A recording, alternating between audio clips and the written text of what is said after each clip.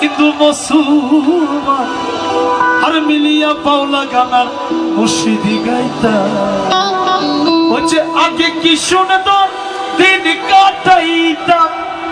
আমার এই গানটি শুনে আমি একটা গান লিখেছি, সেটা আপনাদেরকে শুনিয়ে যাই। আমার একটু আপত্তি আছে, কারণ সবার অবজারভেশন তো সমান থাকে না, সেই জন্য আমি একটু শোনাতে চাই। একটু কথা দাও ভাই। আমি বলেছি, ওরা বলছে আগে কি সুন্দর দিন কাটাইতাম, আমি সেটা বিশ্বাস করি না। কারণ সেই দিনে ছিল না বিজলি বাতি, ছিল হেরিকেন কুপি সাথী, ছিল না বিজলি বাতি হেরিকেন কুপি সাথী, ফ্যান ছিল না রাত্রিরে গরমে ঘামাইতাম, আরে ফ্যান ছিল না আসরে গরমে ঘামাইতাম। আগে কি কষ্টে দিন কাটাইতাম,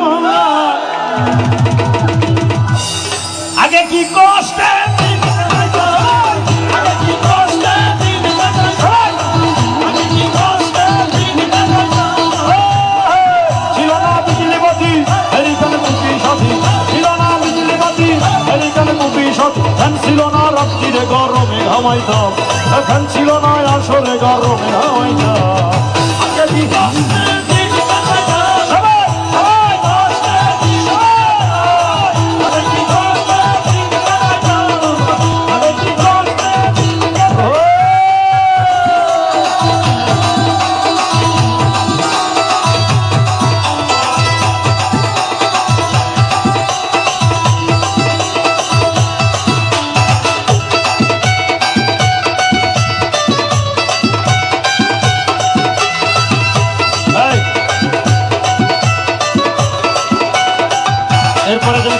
প্রথম অন্তরা কি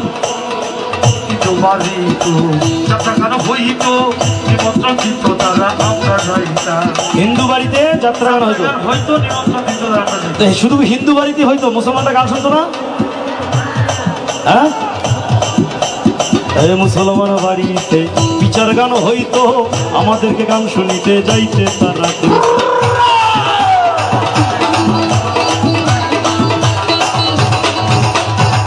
মুসলমান বাড়িতে বাউল গান হইতো, আমাদেরকে গান শুনিতে যাইতে তারা কইত। তবে ছিল না এত সুন্দর রাস্তা, ফেরার সময় দুরবস্থা, ছিল না হাঁটার রাস্তা, ফেরার সময় দুরবস্থা। ধানের খেতে উষ্টা খাইয়া শীত হইয়া পড়তাম আমরা।